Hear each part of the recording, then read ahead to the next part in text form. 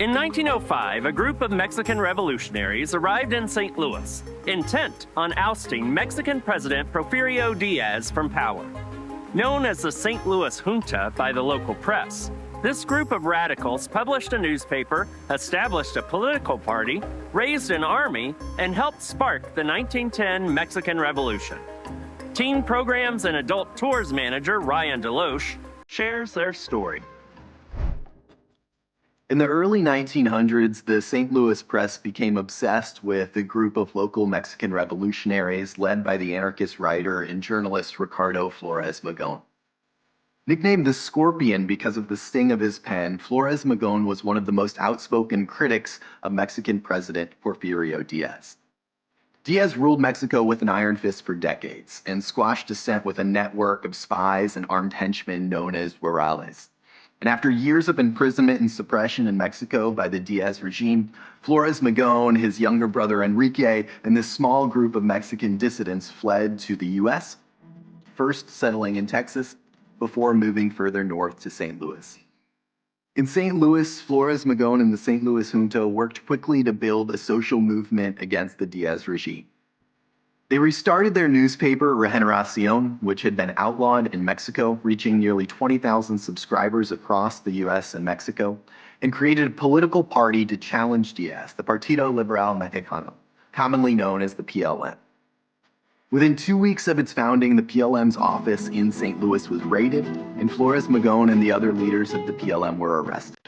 After being released on bail, they jumped bond, fled St. Louis, and began to live life on the run. During the raid, the sheriff and local Mexican consul seized the newspaper's printing press and confiscated the files from the PLM office. Reading through the files, it became clear that the PLM wasn't just a political party. It was a revolutionary force intent on overthrowing the Mexican government. With its leadership on the run, the PLM continued its efforts in St. Louis, publishing a 52-point platform in 1906, promising to redistribute economic and political power and ignite a revolution in Mexico. Over the next 2 years, the PLM conducted several armed raids into Mexico, but the revolution they hoped for didn't materialize until 1910. Francisco Madero, whose donation had helped restart Regeneration in the United States, led the charge in the north of Mexico. Longtime Regeneration subscriber Emiliano Zapata led the fighting in the south, carrying flags with Regeneracion's motto, Tierra y Libertad, or Land and Liberty, into battle.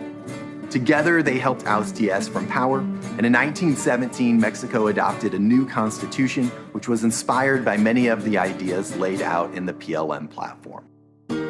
Flores Magon never returned to Mexico. In 1907, he was captured by a St. Louis detective, Thomas Furlong, in Los Angeles, and he spent the rest of his life in and out of U.S. prisons, eventually dying in Leavenworth Penitentiary in Kansas in 1922.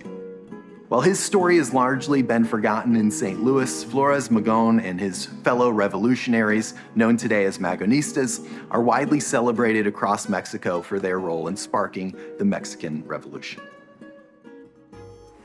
To learn more about the Missouri Historical Society, visit mohistory.org.